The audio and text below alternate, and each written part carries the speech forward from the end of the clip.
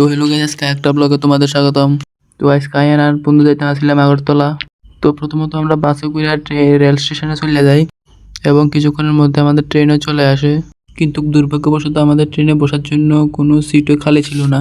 তো আমরা পুরো রাস্তাটা দাঁড়িয়ে দাঁড়িয়েই গেলাম এবং কিছুক্ষণের মধ্যে আমরা আগরতলা চলে আসলাম।